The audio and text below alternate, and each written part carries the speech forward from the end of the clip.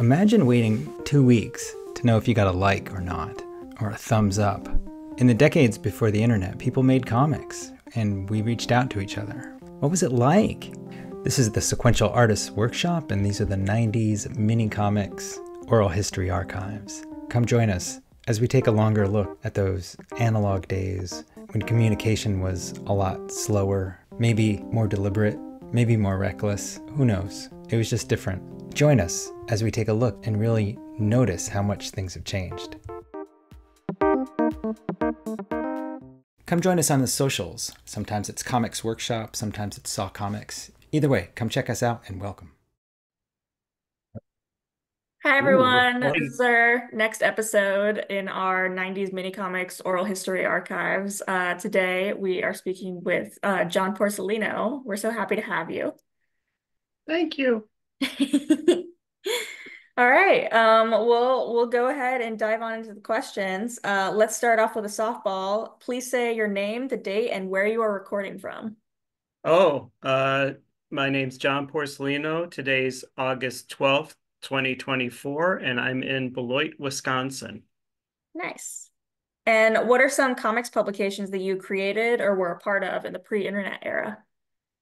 Well, the main one I did was King Cat, or I'm still doing it, is King Cat Comics, and I started that in 1989. I've done a lot of little short-lived projects or one-offs and things like that. But mostly King Cat has been the focus of my work. Um, the first real zine I did was in high school. We started in 1985, my friends and I, and that was like a little punk rock high school underground newspaper kind of thing called Zozo. And then that was my senior year of high school. And then when I went off to college, I started a new zine called Kasoiko that was like an art and poetry kind of anthology kind of thing, where I included my own work and then stuff from friends of mine. And so I started that in 1987. That was about when I discovered the zine world. And I discovered, I'm sure a lot of folks that you guys have interviewed have mentioned Fact Sheet 5, but it was in 1987 when I discovered Fact Sheet 5, which was like this clearinghouse magazine that listed self-published books and publications from all over the world with contact information and stuff. So that's when I discovered that there were people all over the world doing this kind of thing. Prior to that, it kind of been me and my friends doing little magazines and, handing them out, or, selling them at the little punk rock record store on their magazine rack and things like that. So, and then about in 1989, I started King Cat. And then for a little while, I did King Cat and Kasoiko concurrently. But kind of once I started doing King Cat, I really loved the feeling of just doing a zine that was all my own work, that I didn't have to rely on contributions and get, angry letters from contributors whose names I spelled wrong and stuff like that. And so pretty early on with King Cat, I realized that's kind of what I wanted my focus to be. And so, all right, we're going to see how this goes. You guys go fight. Uh, um, and so that's pretty much been my focus ever since. Yeah. How has King Cat kind of changed over the years?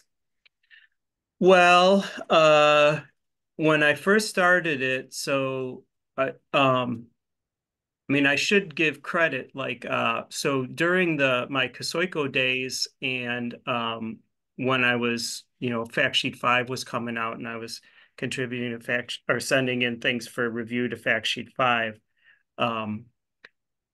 So I would get in the mail, I mean, the amazing thing about Fact Sheet 5 was you could send in your 12-page photocopied zine and they would send you this huge 148-page newspaper magazine, with hundreds and hundreds and hundreds of these listings of self-published zines and magazines and books and stuff. And it had letters columns, and it had different columns about publishing and politics and all kinds of stuff. And so it was a pretty good deal Yeah. to get that in exchange for your little podunk zine.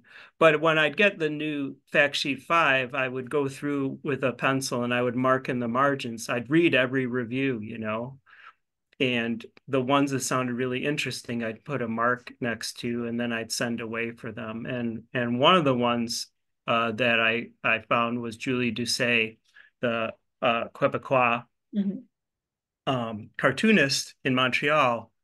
She was doing her zine, Dirty Plot, and sounded great. And I sent away for it, and it was great. And we kind of started a correspondence that we still have going to this day. And it was really Julie's zine, Dirty Plot, that kind of like put the light bulb.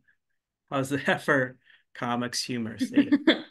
Put the light bulb up, went off over my head, where it was like, oh, instead of doing this kind of anthology thing, I could do a zine that was just all my own stuff. And which seems really obvious, but for some reason, when I saw Dirty Plot, that's what I took from it. Besides, of course, that the comics were really excellent. But it just kind of had, every issue of Dirty Plot had her kind of character built into it, everything about it, from the handwriting to the cover to the comics to the little funny asides, and she would do collage stuff and paste it in there and stuff. And it just seemed really vibrant and really personal, and really individually idiosyncratic, right? Like it was like getting this direct message from her. And that's what I wanted to do. And so that's what prompted me to start King Cat. So when I started King Cat, I had drawn comics here and there throughout my childhood and stuff, but never super seriously or anything. And so when I started King Cat, I kind of just, it was kind of anything goes. It was, I would get some kooky idea and throw it down on paper and kind of put it in the done pile, no matter how good or bad it was, or if it was successful or a failure or whatever. And then when I had 12 or 16 of these done pages, I'd tape them together and go down to the copy shop and make the new issue. So when that's a long-winded way of saying that when I first started out, it was really seat of the pants, and it was really spontaneous. And I kind of didn't think about it too much. I just did what I felt like doing in the moment. And like I said, put it on the done pile. And so in a way, I kind of learned as I went along how to make comics, right? I had, like I said, I drew comics as a kid.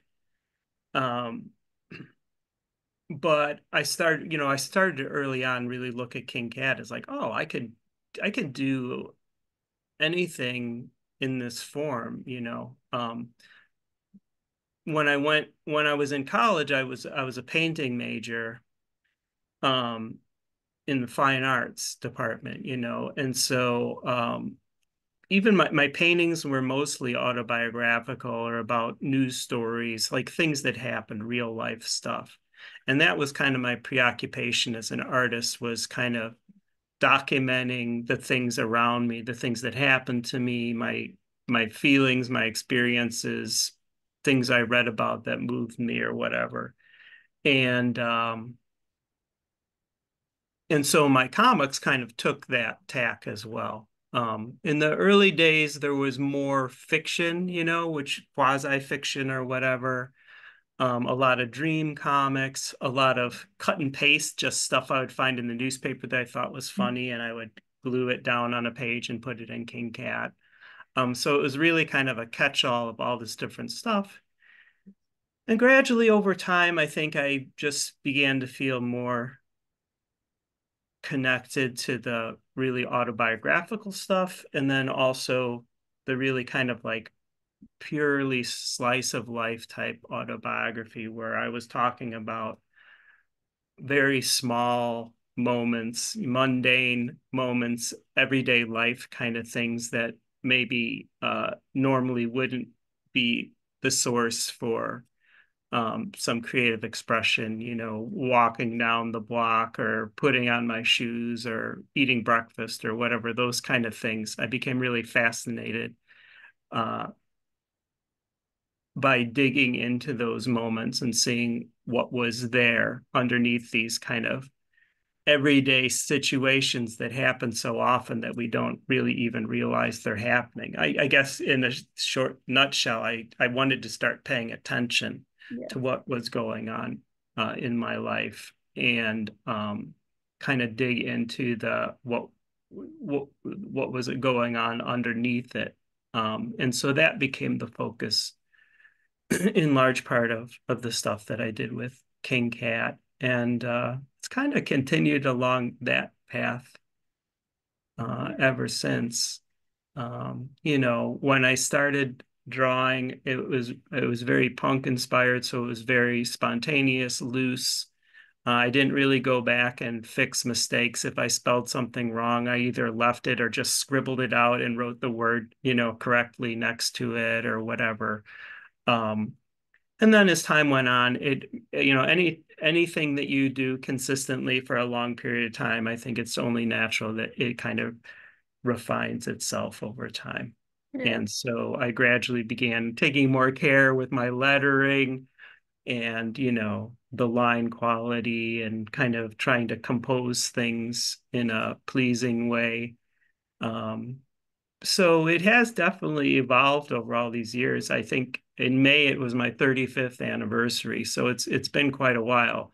And I still feel like it's evolving, but it's just like, a human being.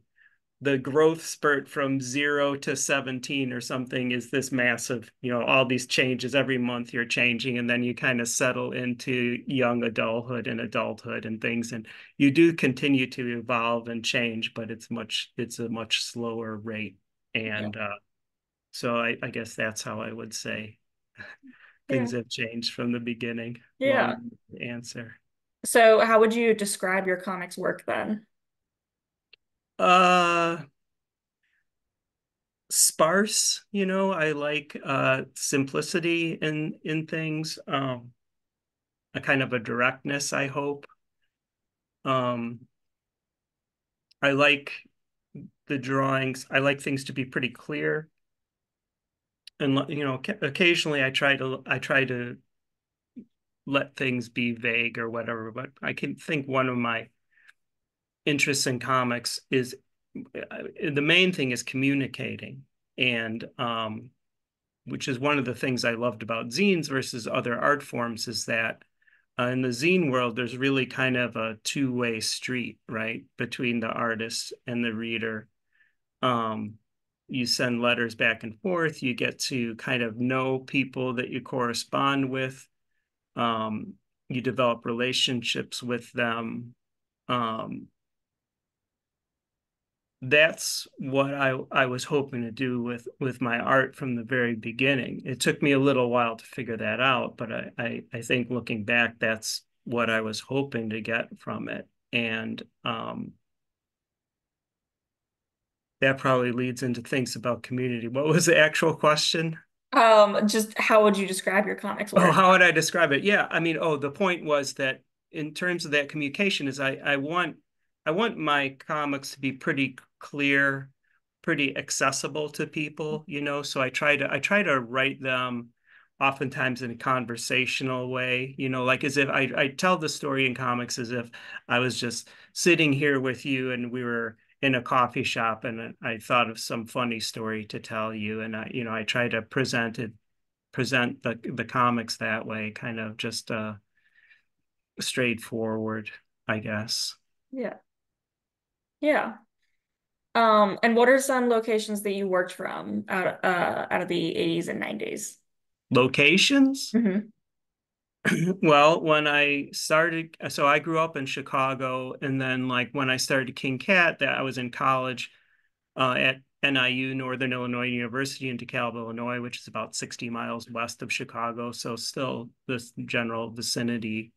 And that's where I started King Cat.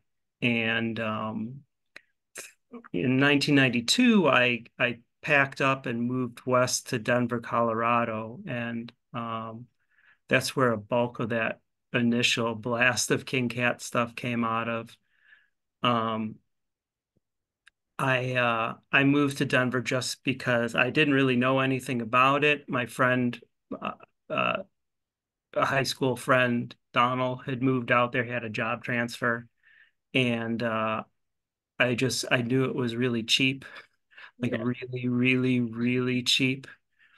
And I thought, hey, well, here's an opportunity maybe to, I mean, it was cheaper to live in Denver, Colorado, which is a big, major urban center than it was to live in DeKalb, Illinois. And so which is a small Midwestern college town. And so I thought, well, let me go do this. And the thought was I would, uh, maybe be able to afford to do art full time, and other creative things. I played in bands, and when I moved out to Denver in 1992, that's also when I started the Spit and a Half Distro, my distribution company. So I thought, well, out there, like the overhead will be so low that I can maybe afford to focus on my creative projects. Yeah. And that's pretty much what happened out there. And so, but I mean, since then, I went through a bunch of health issues. I ended up back in Chicago for a little bit. Then I ended up back in Denver. Then I ended up in San Francisco. Then I ended up in Denver again for a third time. Can't leave it. I mean, the only reason I left Denver was because by 2010, it had become pretty much gentrified, and it was impossible. I saw the writing on the wall for me. It wasn't that cheap place where you could afford to be a weirdo anymore. Yeah. And so I ended up, God, since this is for Saw, I mean, I ended up in Gainesville, Florida for 3 months, but the timing was wrong. I was moving down there after my last stint in Denver to help Tom and Leela start Saw. And so I kind of went out there as an advanced scout. And then it turned out, they weren't going to be able to move to Gainesville for another year down the line. And I sat around Gainesville a little bit in the middle of the worst of summer in August. And Dang. I was like, I don't know if I could do this for another year without really having a reason to be here. So then I split and I ended up back in the Midwest, and I've been here ever since. Yeah. So that's my a lot of packing up of boxes of books and dragging them back and forth across this continent. But hopefully I never have to move again. Yeah. That's one of my life goals, is to never load a U-Haul again in my life. That's a good goal. All right. Well, that'll move us on to the comics production aspect of our questions. You mentioned a little bit already, but can you tell us more in detail how you made your comics, what tools you used, etc.? Well, I should have had one with me, but King Cat is just like what old-fashioned zinesters will call a digest size. So it's like a piece of laser paper, typing paper, whatever, 8.5 by 11, folded in half and stapled. And I just, uh, Zozo was the first one I did. It was just in high school. It was 8.5 by 11 sheets, double-sided, and we just staple it up in the corner. It was like and I still remember the explosion in my brain when I realized that I could reduce all those 8.5 by 11 pages by 50%, flip them sideways, and make this digest sized book, and I get twice as many pages for the same amount of printing. Mhm. And so yeah, so King Cat, Kasoiko is digest sized, like this 5.5 by 8.5 stapled. And so that's what King Cat was, just because it was economical. And it was really easy to do that kind of thing. I get access to that size paper and photocopiers and stuff. But I mean, like a lot of people back in the 80s, I mean, photocopiers kind of became ubiquitous for a while. That, you know, you walk into a gas station shop and there'd be a photocopier, and there were photocopiers in the libraries, and uh, drugstores always had a photocopier and stuff. Um, and then eventually, of course, there was Kinko's and things like that. So the first bunch of King Cats I actually printed at a place in DeKalb called NICE, Northern Illinois Copy Equipment. And they had a little copy desk, but they had all these self-serve machines. So I would just go in there and I'd print up 20 copies by myself and, you know, duplex them, put side one on the glass, print 20 copies, put it in the machine, put side two on, print it on the other side of side one, and take them home. And one terrible story, I think a lot of old zinesters have this kind of thing, but I didn't know how to saddle stitch them with the staples, right? I had a stapler, but it was a desk stapler that couldn't reach in there. And so, oh my gosh, for like the first 30 issues or so of King Cat, I had like a block of styrofoam and I'd take the pages, I'd collate them, right, put them in the right order.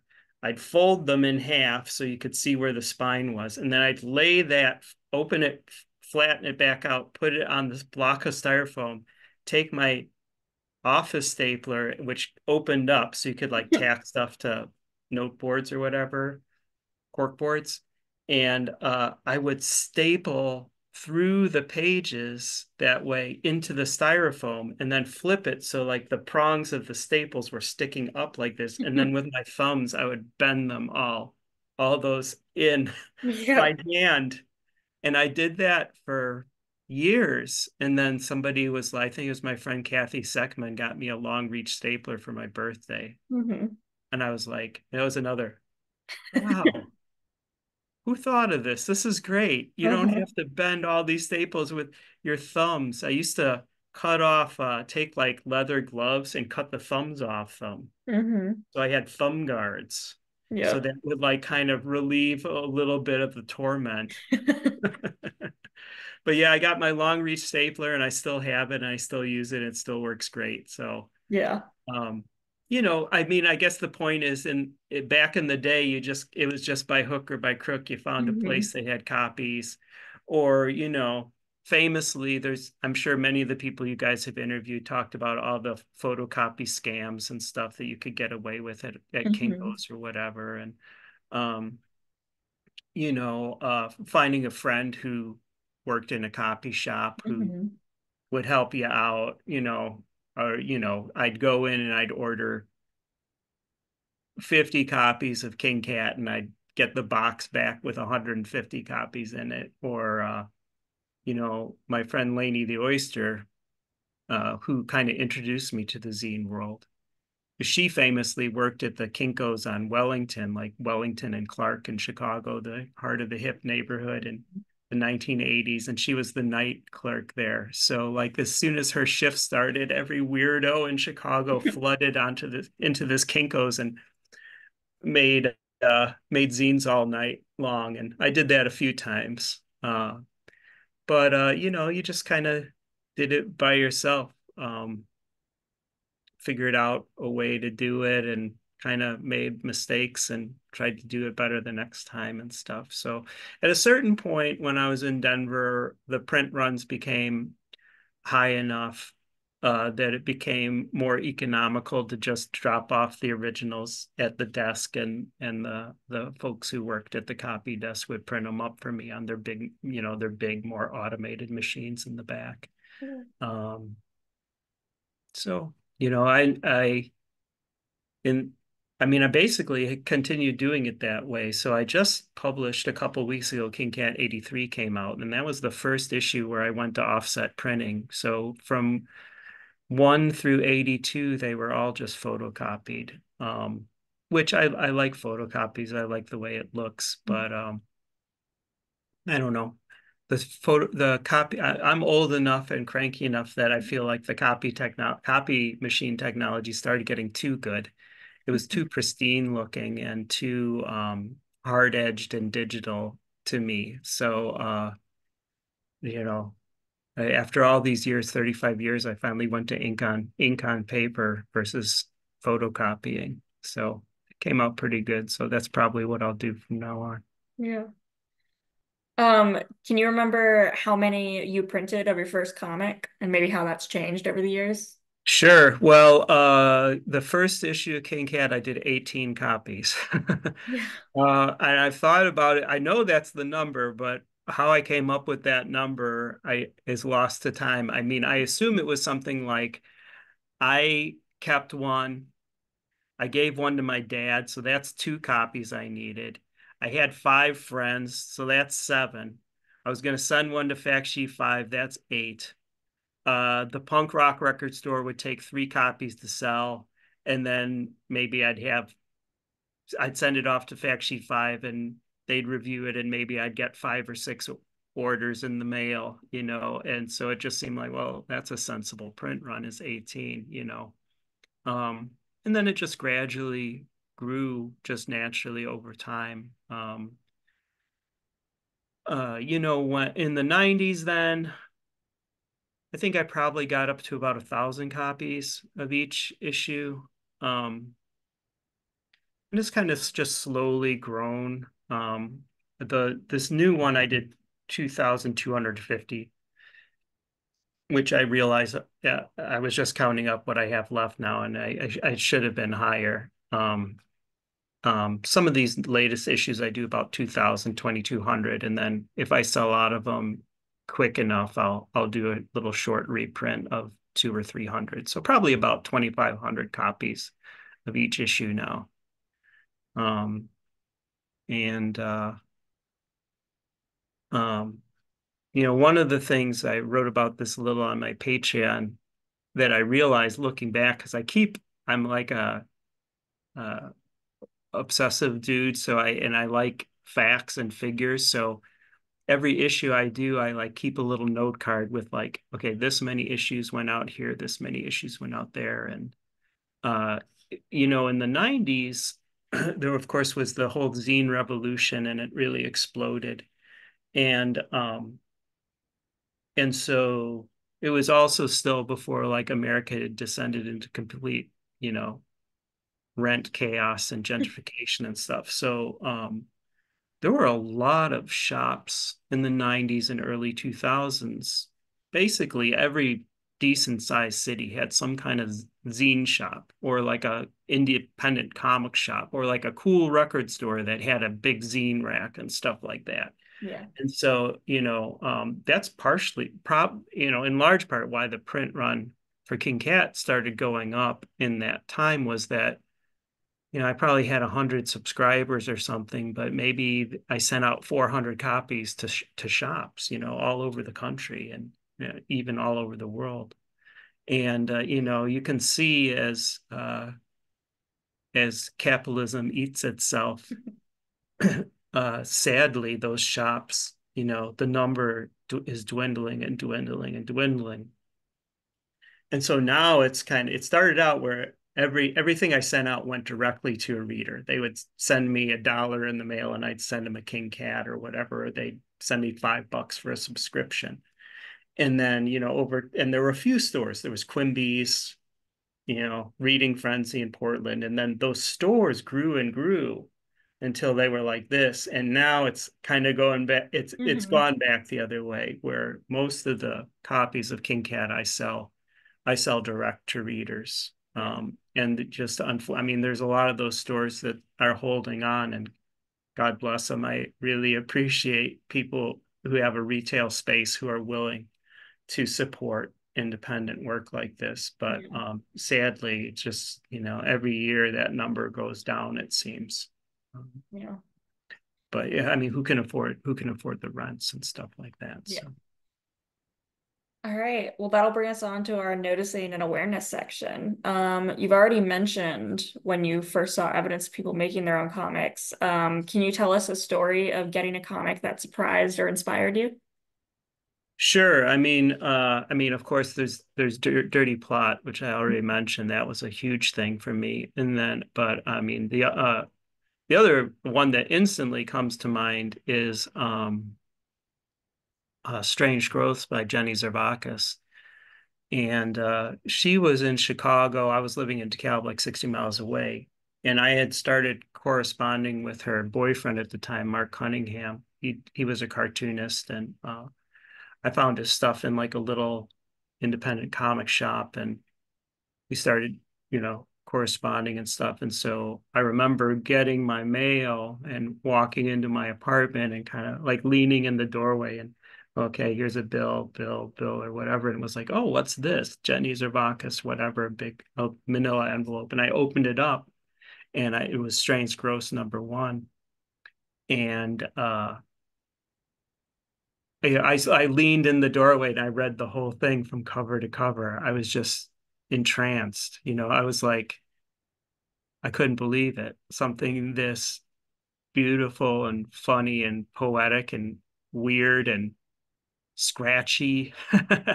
She drew with ballpoint pen, so it had this like crazy line quality and these stories about nutty people riding the bus. And I don't remember exactly what was in issue #1, but I'll never forget that Yeah. moment of leaning in this doorway and just having my brain expanded by a Hmm. comic.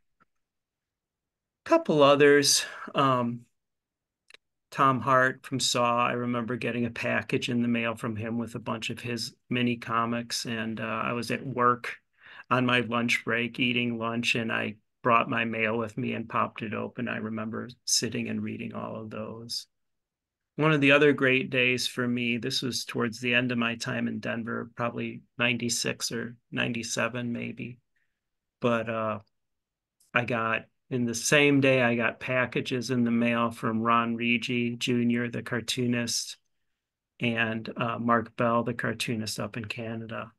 And ended up being two of my favorite cartoonists of all time. And I got the mail on the same day. So in my mind, these two guys, they're pretty different cartoonists, but they're kind of intrinsically linked in my mind as, Mark Bell, Ron Ricci, two sides of this mail coin. Mm. There's probably a lot of stories Yeah. like that. I don't know if my brain can remember them, but That's I okay. mean, I still, I posted on Instagram the other day. I had all my mail, and I was like, wow, this was a really great mail day. I laid it all out. I still love getting mail. I still love paper. I still love getting a zine in the mail. It's never gotten old for me. Yeah. So Awesome. Well, that'll move us on to you've already mentioned your connection to Fact Sheet 5. Can you remember any comics that you might have ordered as a result of seeing it in Fact Sheet 5? sure. Well, yeah, the big one was Julie Doucet's. Mhm. I remember one of the interesting ones, someone who's been doing this as least as long as I have, is Carrie McNinch. Mhm. And I remember seeing her comics in Fact Sheet 5 and sending away for them. Another big one from the old days that became a really important artist to me was Jeff Zenick. And we traded really early on. Through Fact Sheet 5. And he was doing these kind of like psychedelic black and white drawings interspersed with comics about everyday life, but kind of very philosophical. And he was back then he would do this thing where he'd get a tent and he'd put it on the back of a bicycle, I mean, all, wrapped up. Yeah. And he would just travel around by bicycle. And he's from Florida, so he traveled around the South a lot. Mhm. But I know he went out to the West Coast for a while too and did the same thing. And he would like find some woods behind the Walmart in this little town in Alabama or whatever, and he'd set up his tent and kind of camp out in these woods, and he'd ride his bike into town and do drawings of the town. So like a lot of street scenes and nature scenes. And he would draw portraits of the people he met on the street, kind of write down the little conversations he had with people. And then eventually they'd discover him back there and kick him out or whatever. And he'd fold up his tent and get on his bike and drive, ride down the road a little bit more. And he did that. In my mind, he did it for years. I don't really know what it was, but I mean, to this day, his stuff is so joyful to me, so full of like the possibilities, a possible way of being in the world that's full of kind of wonder and openness and kind of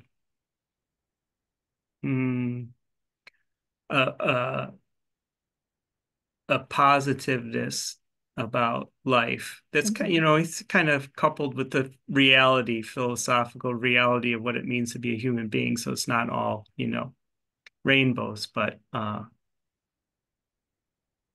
yeah, I got in touch with him through Fact Sheet 5. I mean, probably, a lot of those early folks, that's the way we found out about each other. So in 1992 I started the distro, and that's kind of when I started. I just wrote, there were a few like independent record distros. There was K Records in Olympia, Washington. They had their own label, but then they would also like take cassettes and 7 inches and things that their friends had put out and gather them all together in this K catalog, and they'd send it out to people, and you could, go through and check off, oh, I want this one, I want this one. And so you could order all this cool music in one place. And then in Chicago, there was the Ajax catalog that Tim Adams ran. Same thing. He had his own record label, but he had a big Fact Sheet 5 type catalog that listed all these great, weird records, hard to find records with little capsule reviews and stuff. And so my thought was I was trying to find a way to not have to like do manual labor the rest of my life. In a factory or whatever. And so my thought was to try to do something like those K and Ajax had done for records and do it with zines, and specifically with self-published comics. And so, I had a handful of friends I had met through the Fact Sheet 5 world or whatever. And I just sent them letters and said, hey, can you send me, I don't even know what it was, probably 5 copies of your latest comic or whatever you want to sell, and I'll sell them, and I'll give you 60% of the cover price when I sell them. And people were selling their stuff for 50 cents or $1. It was really not a money-making enterprise, but in my mind, I thought, well, maybe this will keep me from having to get some shitty job. Yeah. But my point about that was that once the distro started and people found out about it through word of mouth, then a lot of cartoonists would just write to me. They'd send me their zine and say like, hey, would you consider this for the catalog? And so, that's kind of about the time Fact Sheet 5 was winding down too. The original publisher burnt out on it, and then it went through a couple like reiterations that never seemed to really go anywhere. And then it kind of took off in the 90s again, but only lasted maybe, I don't know, 5 or 6 years. So like as Fact Sheet 5 was coming down, this other network that I had been developing was growing up. So just saw a lot of cool work like Ron Rigi and Mark, who just heard about Spit and a Half and sent me packages of their stuff, and we've been friends ever since. Yeah. So, how did you choose what to distribute? Was it just those that got sent into you that you would root through? Yeah, it was always tricky. It was kind of like a I know it when I see it kind of feeling. I liked stuff that was really personal. I liked stuff that was idiosyncratic, like a little weird. a little oddball, but with a kind of ultimately maybe more gentle approach. Like, so when in the 90s in the alternative comic scene, meaning the Fantagraphics and these other independent but more professional publishers, it was like the age of sarcasm and irony and kind of transgression, people trying to like shock you and stuff Hmm. like that. And um, it wasn't all like that, but in a way, I kind of think that what I was wanted to do with Spit and a Half was provide kind of an alternative to that alternative, where it was just more down to earth. Uh, People often a lot of autobiographical stuff, people just telling stories about their lives, sharing stories about their lives. Um, and with a kind of like that felt cohesive. The it's the way I always described it when people would ask me, how do I know which titles I want to pick up? What I'm looking for is a kind of wholeness to the book where like maybe the person isn't the world's greatest draftsman. Maybe they spell words wrong all over the place or whatever, but there's kind of like a cohesion to what they're doing where um what needs to be there is there, and what doesn't need to be there, they've been able to shed, so that what you get is this kind of like really direct,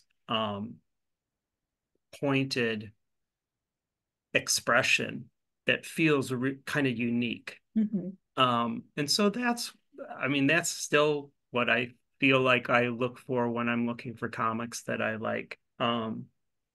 Just that feeling of wholeness, like the feeling of uh, the work is complete in and of itself, even with its flaws, maybe. Yeah. Because I mean I love the flaws. I Hmm. love the humanity of the work. That's what I'm looking for. I'm not looking for something that's really slick or super stylish or um, mm, I'm looking for something that's a little odd, yet Hmm. yet personable Yeah. and unique. Yeah. Yeah. Awesome. Well, that'll bring us back to our community section then. Can you tell us the story of how you met your closest friend or peer in comics? I have a lot of close friends in Pearson Comics. The one I'm going to choose though is my friend Zach Sally, the cartoonist. He's a musician too. He does all kinds of stuff, printmaker. And I met Zach. So the way I met Zach was um, back at Quimby's in Chicago when they first started out. It was a little small shop, but I went in and I dropped off some King Cats and was browsing, and I found this comic. I think it was called Stinkhammer. It was so terrible. And I loved it. I was like, wow, this person draws as bad as I do. It was really sloppy and kind of nutty and sarcastic. And it was by this guy named Mr. Mike in Minneapolis. And so I got home with it. I mean, you always put your address in there, in your zine. And so I immediately put a King Cat in an envelope and I wrote a note to Mr. Mike. And I'm like, hey, I got your Stinkhammer comics. They're terrible. Here's my terrible comic. If you're ever in Chicago, like drop me a line. It'd be great to meet or something like that. And like 3 days later, I got a letter back from Mr. Mike. He's like, I'm going to be in Chicago this weekend. I'm helping a friend move. And so I was like, okay. And we met up in Chicago at the Czar Bar, and the guy Mr. Mike was helping move was this guy named Zach. and he was a real asshole. Hmm. And he was just like sitting at the bar scowling and like complaining about everything, like already talking shit about Chicago. Why did I move here? This place sucks, blah, blah, blah, or whatever. And me and Mike hit it off really well, you know. And I think this was back when Mr. Mike had like a little toque, you know, you'd call it, or like a knit cap with a Snoopy on it. And I had this like I don't know what they're called. It's almost like a hat that like a Rastafarian would wear, you know, this like big, it kind of looked like a big mushroom bulb on my Uh-huh. head that I bought in the women's department at some department store. And so we both had these stupid hats on, and we were sitting in this bar watching the band play. And Zach was really mad, and he was mad about everything, right? But he was really mad about me. Like, who's this jerk in this stupid hat who's like becoming friends with my best friend, Mike? And so, you know, I left or whatever, and he was like, "Who was that jerk?" And then maybe a year later or something, Mike was coming. I think Zach wrote about this years later. I'm sure Mike did too, but they forged Greyhound bus passes. They just like printed up semi-official looking cards that said like the bearer of this card is entitled to a free to a seat on any Greyhound bus that isn't fully booked. Hmm. And it was totally phony. They just Hmm. made this up. There was no such card that they were even copying. They just Yeah. made this up. And of course, Mike worked at Kinko's, so you know he got it. He made it look a little professional. Probably Hmm. had it laminated and stuff like that. And these two jerks got on these buses and traveled all over the United States for free with this little fake piece of Uh-huh. green paper or whatever. And so at some point, Mike came through Denver, or Mike was coming through Denver. He was like, my friend Zach is coming up from Dallas or something. He's going to probably get there earlier, you know, so I'll give him your number and stuff. And I was like, oh, and it was that guy from the bar. It was Zach, you know, and he was still such a jerk.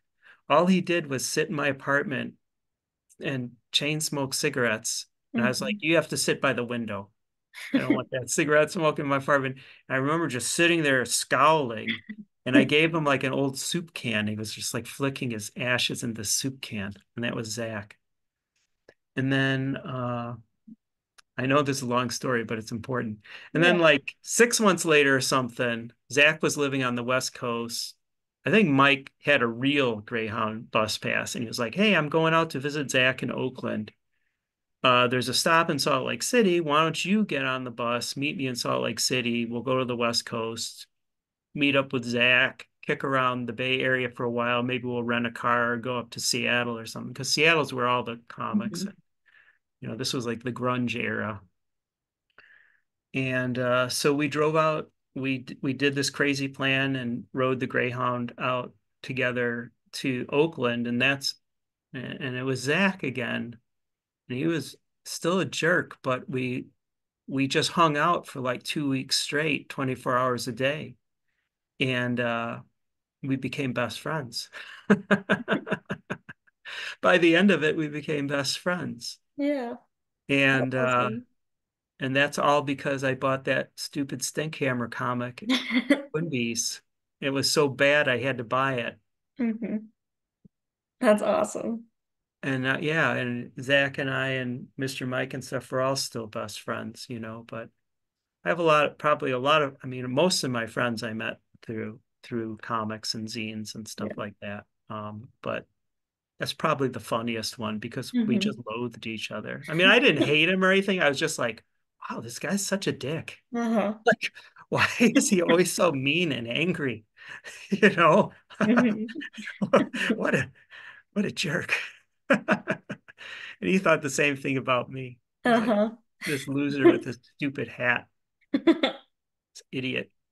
With the and then of course Mike showed him King Cat, you know. It Hmm. was like, what is this crap?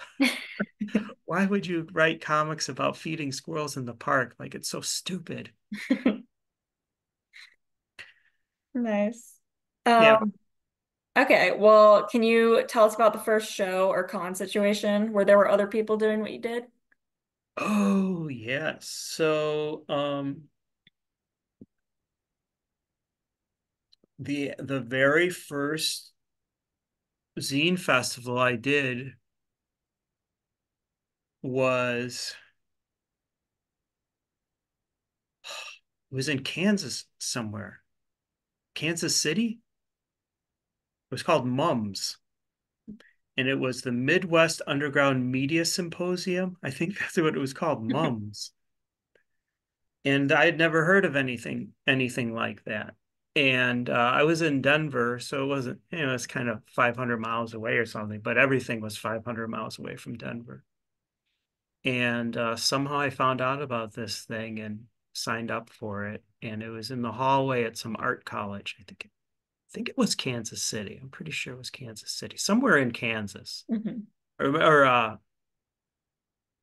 yeah, it might have been Kansas City, Kansas. I can't remember. Or maybe like Lawrence or something. And went out for that. And it was really amazing. It was just like it was the feeling that you had like flipping through a fact sheet 5, except in person, Mhm.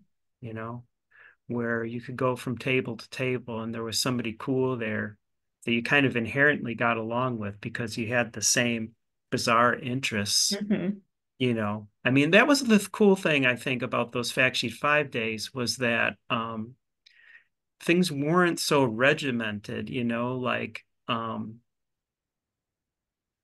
I mean, there were people making zines about anything, So if there is something that a human being somewhere is really weirdly passionate about, there was a zine about it, So of course, there were comics zines, there was political zines, music zines, punk zines, sex zines, cooking zines, poetry zines, all this stuff. And in those early days, I was doing what were ostensibly comics, although it was very zany. There was like a lot of text and cut and paste stuff in there alongside the comics.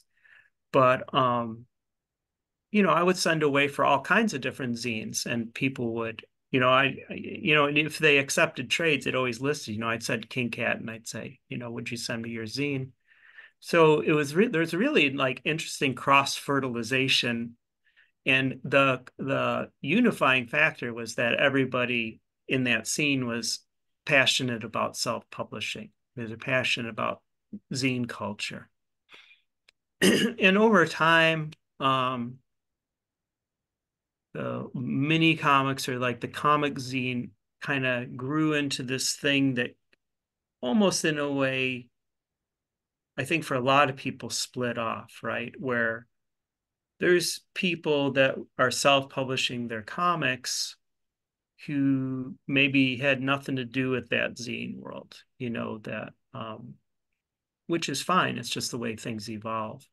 But I've still always kind of kept a foot in each world. Like even though King Cat is comics and I'm a cartoonist, I consider King Cat a zine. Mhm. It's that's that's where my heart lies, right? This is Yeah. a self-published zine, um, with everything that comes along with that. And I just bring that up because shortly after that, Mums, there was SPX, Small Press Expo, in like the Washington, D.C. area. And it may have started out, I mean, Small Press Expo, it could have been anything. I don't remember the first couple of years, but, it was mostly comics. Mhm. And that became a huge thing. SPX became a huge thing. And then on the West Coast, there was APE, the Alternative Mhm. Press Expo. And so I think APE was in the spring and SPX was in the fall or vice versa or whatever. And so you just kind of had these two big shows on either coast. And that's where all the cartoonists, like the indie cartoonists and small press cartoonists, self-published people would flock to. Mhm. And then obviously that that whole world grew and grew and grew until you have independent comic shows all over the country. I mean, everybody, every town has one. Indianapolis has one. Louisville has one. Cincinnati has one. Columbus has one. Yeah. Kansas City has one. And but yeah, that was the first one, was Mums. Mhm. And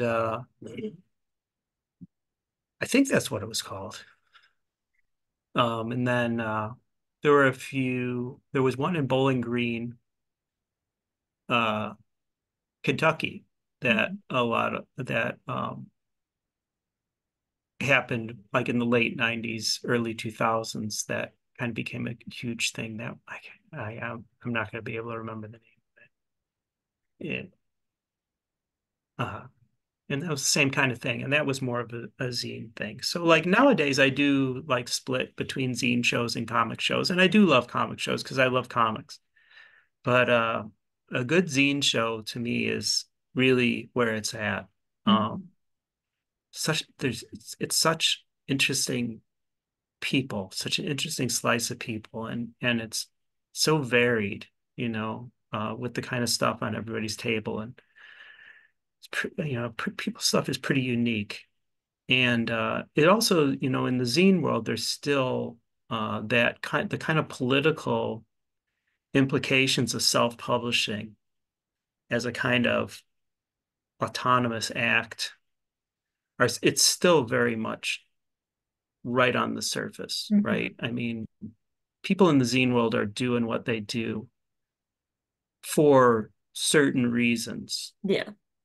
They're interested in maintaining a kind of independent voice. And so I like that about the zine world. Um, I also like that comic shows can be pretty homogenous. There's like a certain kind of indie comics person. I mean, that's a generalization, but um, at a good zine show, you get 16-year-olds, 12-year-olds, 72-year-olds, middle-aged people, and especially with the distro, I'll have a table with 50 different books on it, all kinds of different titles and styles and stuff. And people at zine shows seem really interested in finding something new, like finding something that they haven't seen before. Mhm. And so I see a lot at zine shows, people will linger at my table and pick up a dozen different books and flip through them and read sections and put it down and pick something up and then pick that first one up again and then get a stack of things.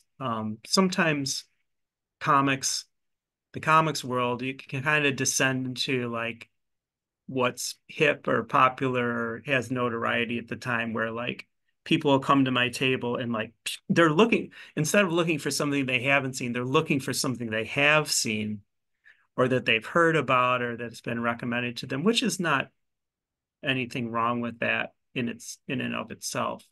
But there's a kind of curiosity and a generosity with ideas that I find at zine shows that can be really energizing for me still. Yeah. So I always like to have a good zine show on the horizon somewhere. Yeah.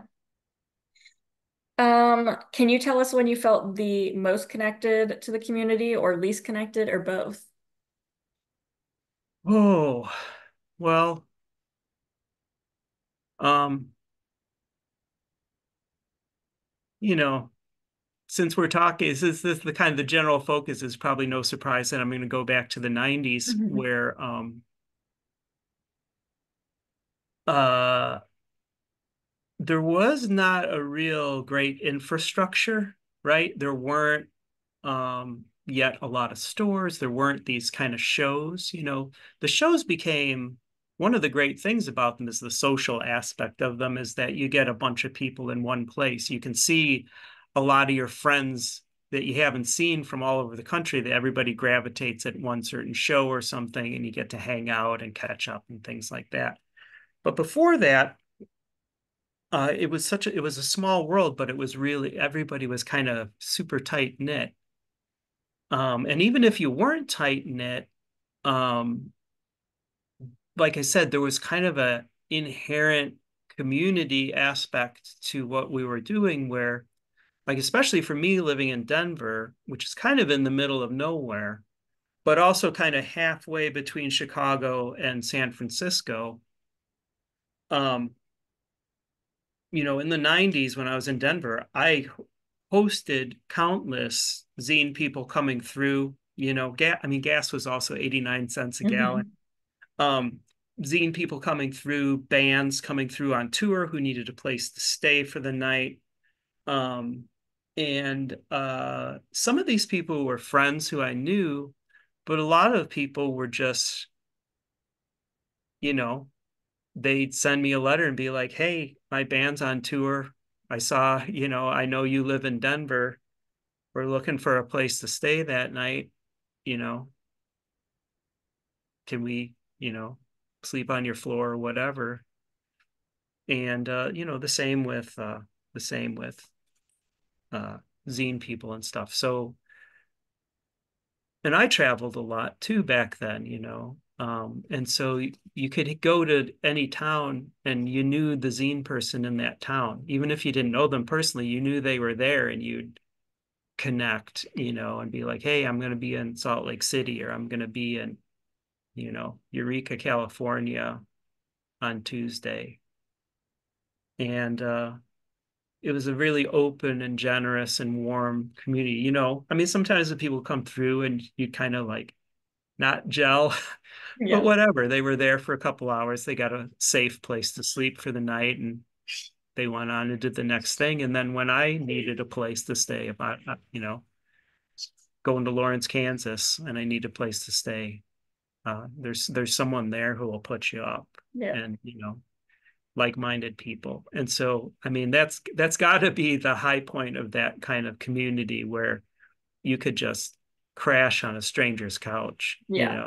and it was accepted and it was cool. Nobody was ever like horrible, um, because they respected you. It was part of that community. And, you know, next time I was in their town, they put me up too. So, um, that was pretty great. And then, you know,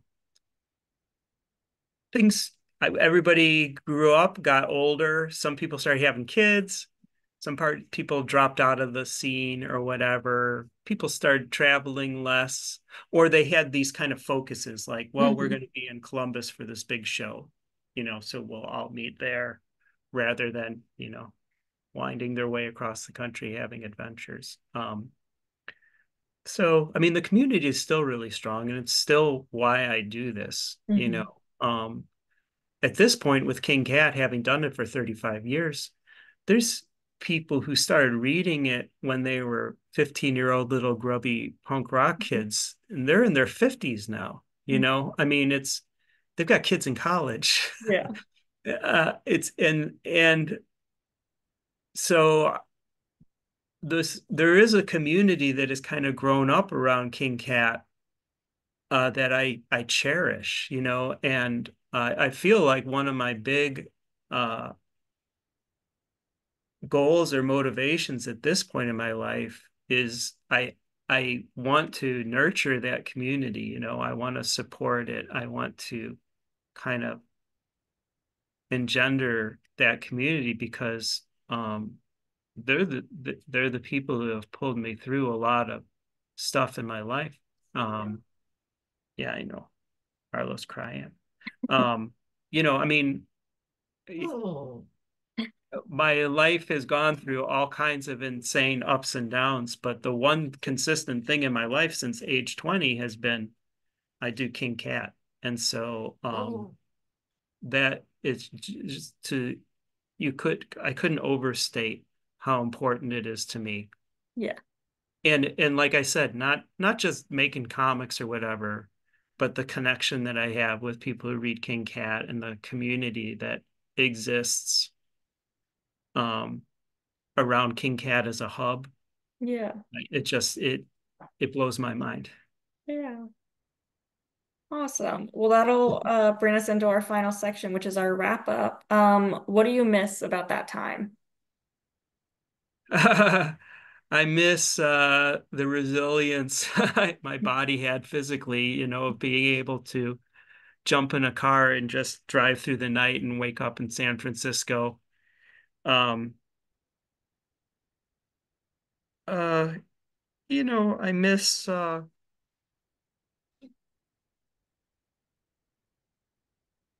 this is only natural. I miss kind of the surprise of it, the uh how it seemed like there's a certain point in that in my life back then where every corner you walked around there was something new that was gonna change the direction of your life, or somebody new you were gonna meet that was gonna become your best friend, or um and I think it's youth partially, I mean, I'm 55. I'm not an old man by any stretch, but I'm not 25 anymore. And so, you know, um, I miss that kind of, I don't know how to say it because everything I think to say, I'm like, well, I still feel, I Mhm. was going to say I miss that exhilaration, of discovery. Uh, but I'm still discovering stuff all the time, new cartoonists, new writers. Um, you know, I still go to a zine fest and come out with it feeling super psyched, super Mhm. energized. Um, Often. Sometimes shows can be draining, but yeah, that's tough. I mean, a lot of those folks I'm still in touch with. I'm still, these are still the people I call up every couple months and check in on them and shoot the shit and stuff. So, in some ways, my life, the circumstances have changed. My body has changed. I've aged, but that kind of community or focus kind of has stayed with me this whole time, and this is going to sound kind of corny, but it's a way of life, it's a way of engaging with the world that when you find that and it speaks to you, it doesn't ever really get old. It Yeah. just keeps adapting to whatever life circumstance you find yourself in. And you know, that's what I got from that world, from punk and DIY and zines and stuff was it wasn't necessarily the superficial surface aspects of it, but it was this deeper thing of living an independent life that was community based as well. Um, Thinking for yourself, finding your own answers, your own path, your own way to live in life ethically and yeah, I'm gonna Yeah. start crying now, so I better shut up. Aw. So yeah, I mean, I miss certain aspects of it, but you can't be, 23 years old forever. Yeah. Is there anything you don't miss about that time? The long distance phone calls.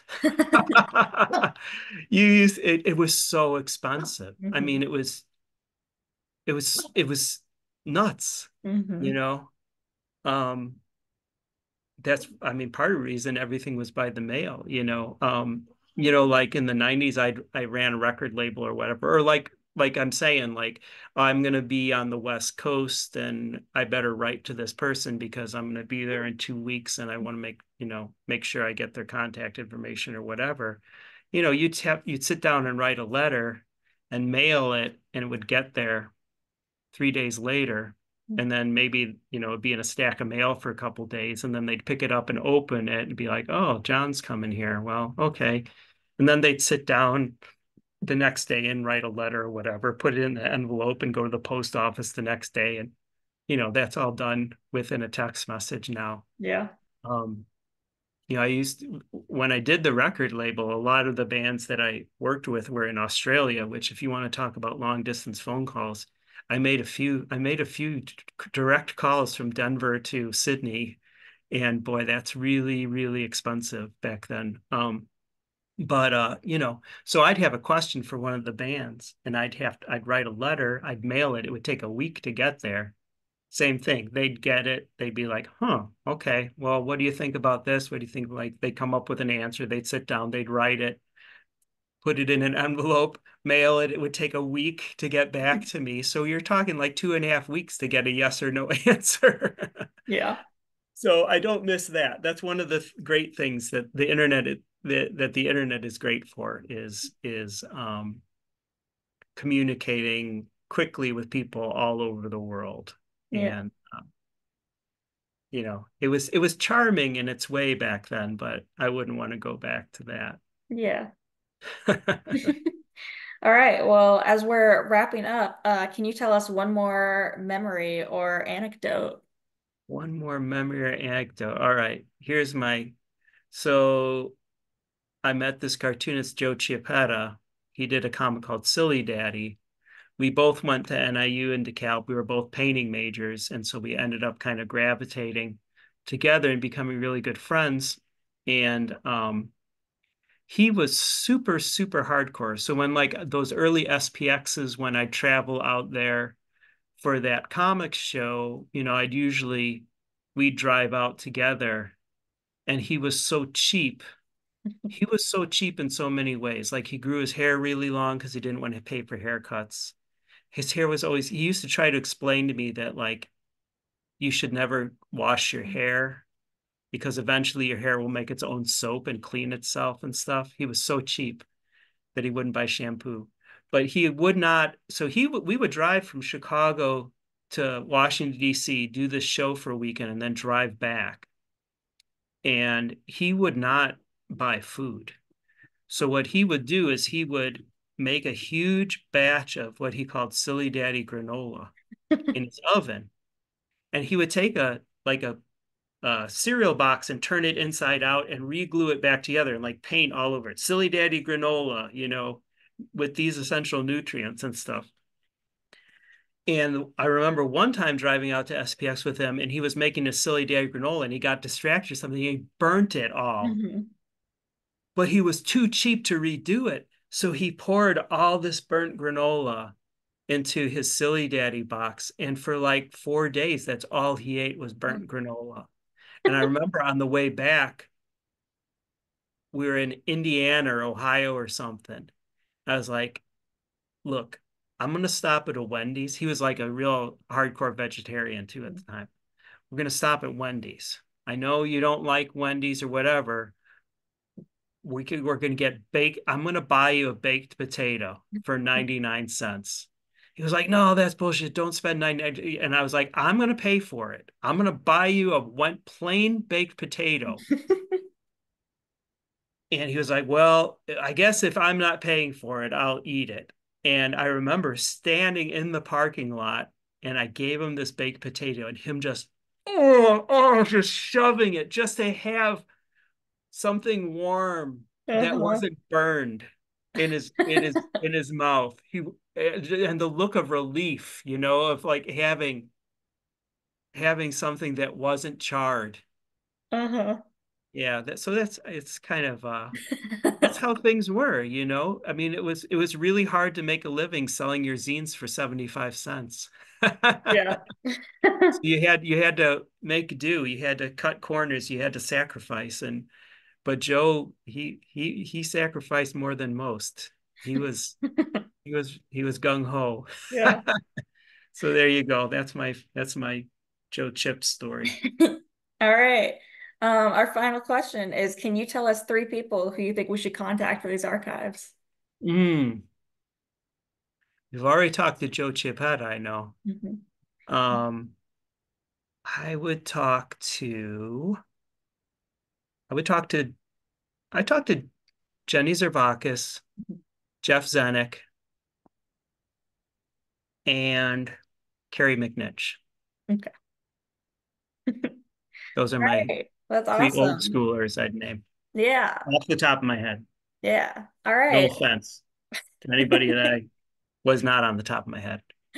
All Well, right. Well, hey, Arlo did pretty good, didn't he? he did. Yeah. He whined a few times, but no real barking. That's Yeah. great. That's an improvement. Yeah. All All right. right. Well, thank Well, you very much. I really thank appreciate it. you. I hope you can make something useful out of all this. Yeah, thank you so much. We'll stop our episode here. And Okay. again, thank you, and thank you everyone for watching. Yeah. Thank you. Thanks for joining us. This has been a production of the Sequential Artists Workshop, or SAW. You can find us on social media at Comics Workshop and online at sawcomics.org. You can hear about our many courses at learn.sawcomics.org. SAW is a nonprofit and supported by people like you. Learn how to make a tax-deductible donation at the donate page of sawcomics.org. You can join our free community of comics explorers at members.sawcomics.org. Thanks so much for being here.